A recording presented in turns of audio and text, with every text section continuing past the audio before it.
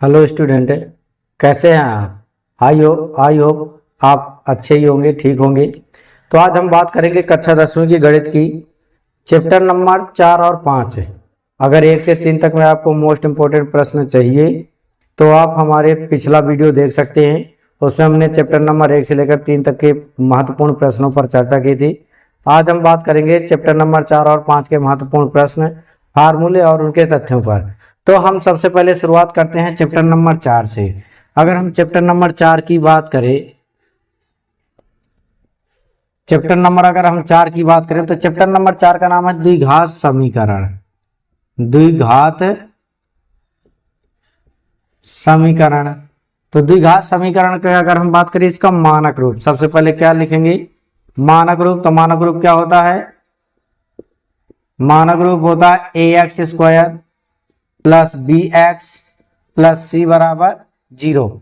अब इसके बाद हम बात करेंगे इसके विविक्त कर की। तो बी डी बराबर फार्मूला क्या होता है? B square minus 4ac। इससे हमें 3 चीजें मिलेंगी, क्योंकि मूल कैसे हैं, यानी हम मूलों के बारे में इससे जान सकते हैं कि मूल वास्तविक है कि काल्पनिक है, मूल कैसे हैं। तो अगर हम बात करें डी की, डी बराबर अगर 0 है तो मूल कैसे होते हैं? वास्तविक होते हैं और बराबर होते हैं। मूल वास्तविक और बराबर होते हैं।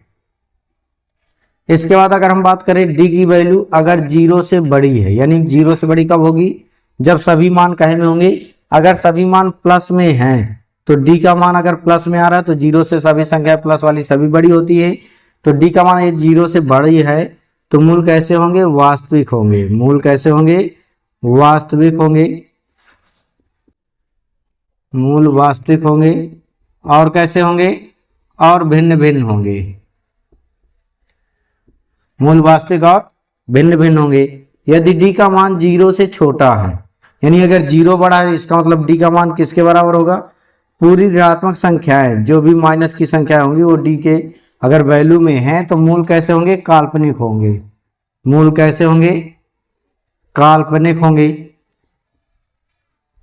मूल काल्पनिक होंगे। इनको हम ज्ञात नहीं कर सकते। इमेजिनरी नंबर कहते हैं, कक्षा 11 में आपको ये पढ़ने को मिलेगा, यानी इनका अस्तित्व नहीं होता, इन दोनों का अस्तित्व होता। अब अगर हमें मूल ज्ञात करना है तो मूल ज्ञात करने का फार्मूला क्या होता है? अगर हम मानक रूप ax square plus B X plus C बराबर 0 को माने तो x बराबर क्या होगा? मूल यानी अल्फा बीटा x के मान क्या होंगे? माइनस का b प्लस माइनस रूट में B square minus 4ac upon 2a। अब ये जो प्लस माइनस लगा है, ये रूट से जब भी कोई संख्या बाहर आती है तो प्लस या माइनस में आती है। तो यानी इसके जो द्विघात समीकरण के मूल होंगे वो अल्फा और बीटा होगा। क्या होगा? अल्फा और बीटा होगा। जब अल्फा और बीटा है तो एक बार प्लस में लेना है, एक बार माइनस में। इसके बाद हम दोनों को हल करेंगे, जो भी आंसर आएगा। अब इसमें अगर हम बात करें मोस्ट इंपोर्टेंट प्रश्नों की, तो मोस्ट इंपोर्टेंट प्रश्नों में आते हैं कि द्विघात समीकरणों को हमें चेक करना है कि कैसे। एक 4.2 में, 4.1 में तो सिर्फ आपको चेक करना है कि द्विघात समीकरण है कि नहीं है। 4.1 में हमें क्या चेक करना है कि द्विघात समीकरण है या नहीं है।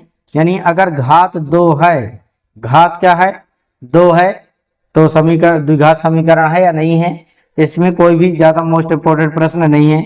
अगर हम बात करें 4.2 में, तो 4.2 में संख्याओं वाला है, वह लगातार की संख्याएं। और इसके बाद समकोण त्रिभुज है। क्या है? समकोण त्रिभुज की भुजाएं दी गई हैं, ऊंचाई और लंबाई कर दिया गया, ऊंचाई लंबाई में ज्ञात करना है। अगर इसके बाद तीसरे प्रश्न की बात करें तो कुटीर उद्योग है। कुटीर उद्योग वाला एक प्रश्न है, उसको हमें हल करना है। तो उसमें हम देखते हैं कि वो ये मोस्ट इंपोर्टेंट है। अब इसके बाद अगर हम 4.3 की बात करें, किसकी बात करें? 4.3 की। तो 4.3 में के मान, के का मान ज्ञात करने वाले जो भी सवाल है, दोनों बहुत ही क्या है? मोस्ट हैं। दोनों ही बहुत मोस्ट इंपोर्टेंट है। और इसके ऊपर पहले प्रश्न में, इसके पहले प्रश्न में जो भी प्रश्न है उसमें से मोस्ट है, लेकिन वो खास मोस्ट नहीं है। अब इसमें जो मोस्ट चीज है, जो पेपर में पूछता है, तो पेपर में क्या पूछता है? तो जो अधिकतर पेपर में पूछता है वो डी से संबंधित पूछता है। किससे संबंधित? डी से संबंधित पूछता है, इसलिए ये बहुत ही मोस्ट बन जाता है। ये बहुत ही मोस्ट है। आपको पेपर में डायरेक्ट फार्मूला लिखने के लिए कह देगा, या पूछ लेगा कि मूल वास्तविक और बराबर है तो डी का मान क्या होगा, या मूल वास्तविक होंगे तो डी का वैल्यू क्या होनी चाहिए, या काल्पनिक। ये बहुत ही मोस्ट है, इसलिए आप इसमें विशेष ध्यान दें, इसको आप लोग याद रखें, ये आपको डायरेक्ट पेपर में मिलेगा। अब अगर हम बात करें 5वें चैप्टर की, किसकी बात करें, अगर हम 5वें चैप्टर की बात करें,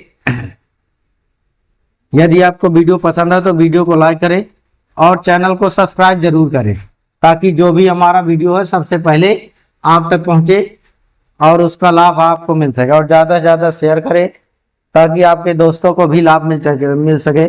अगर आप बात करें 5वें चैप्टर की, 5वें चैप्टर में है समांतर श्रेणी। क्या है? समांतर श्रेणी।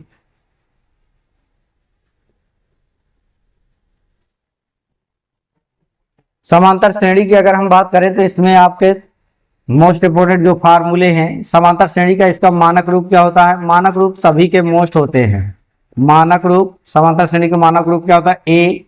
ए plus D, A plus 2d, A plus 3d, dash dash, A plus N D, N minus 1 into D. ये मानक रूप होता है। इसमें अगर हम बात करें प्रथम पद, प्रथम पद क्या होता है? प्रथम पद होता है ए, जो शुरू में लिखा होगा ना प्रारंभ में, वही प्रथम पद हो जाएगा। इसका सर्वांतर, सर्वांतर कितना होगा? सर्वांतर यानी जो डी है वो कैसा होता है? अगले पद से उसके जस्ट पहले वाले को घटाना है। इसमें चाहे आप इसको घटा दो, इसमें चाहे इसको घटा दो, इसमें चाहे इसको घटा दो, यानी लगातार के पदों को। जैसे अगर हम A2 में घटाना चाहे तो A1 को घटाएंगे, यानी दूसरे पद में हमें पहले पद को घटा देना, इससे D आ जाएगा। इसके बाद जो अंतिम पद है, क्या है? अंतिम पद। तो अंतिम पद AL भी कह सकते हो और AN भी कह सकते हो। तो AN या L का फार्मूला क्या होता है? A plus N minus 1 into D, यानी जो D है वो N से 1 कम होगा। आप देखिए कि इसमें एक भी डी नहीं, ये प्रथम पद है, दूसरा तो इसमें एक डी है, तीसरे पद में 2 डी, यानी एक डी क्या हो रहा है? कम हो रहा है। अब इसके बाद इसके अगले प्रश्न के फार्मूले की बात करें, ये एल और एन दोनों का हो गया। इसके बाद एसएन की बात करें तो एसएन में 2 फार्मूले होते हैं। एसएन में कितने फार्मूले? 2। तो n/2 कोष्टक में 2a plus n minus 1 into D, एक फार्मूला ये हो गया। और इसी का दूसरा फार्मूला होता है n/2 a प्लस एल।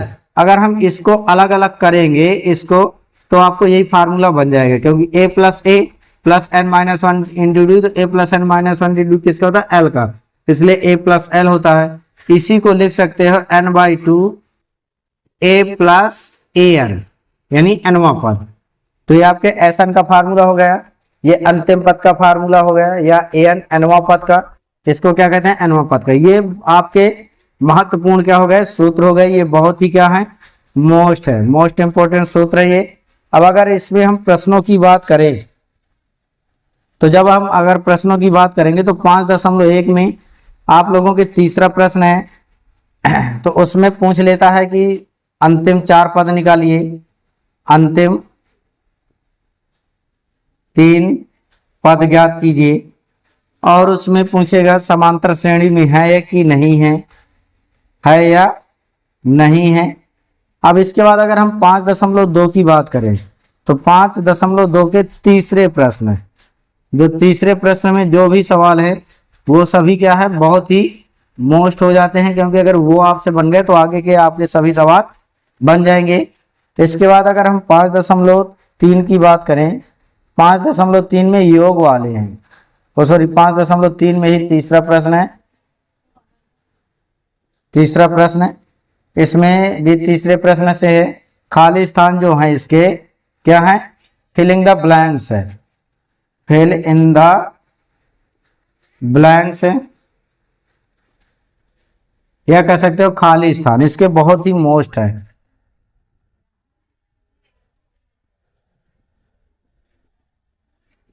खाली स्थान।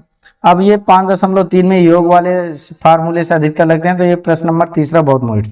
इसके अलावा जो भी बहुत मोस्ट सवाल हैं वो ये हैं कि आपके उसमें 10वें प्रश्न में संभवतः n वाला फार्मूला है कि an बराबर 3n या an स्क्वायर, इस प्रकार से 10वें के पहला और दूसरा दोनों प्रश्न है, बहुत मोस्ट है। इसके बाद गुणांक, गुणज वाले हैं, कौन से गुणज वाला है, एक 7 पुरस्कार है, 7 पुरस्कार वाला सवाल है। और इसके बाद 3 अंकों की संख्याओं वाला है, 3 अंकों की संख्याएं कितनी 7 से विभाज्य है, 5 से 8 का गुणज वाला है, 0 से 250 के बीच ये प्रश्न यानी लगातार में है, 13 नंबर में, 12 में, 13 में, 14 में, 15 में, ये लगातार के जो सवाल है ये बहुत ही क्या है, मोस्ट है। ये सवाल बहुत ही मोस्ट है। इसके अलावा जो भी आपको लगे कि ये मोस्ट है तो कमेंट करके हमें कमेंट करिए, तो हम अगले वीडियो में उसको भी इंक्लूड करेंगे। यदि वीडियो पसंद आया तो वीडियो को लाइक और चैनल को सब्सक्राइब करें। Thanks for watching this video.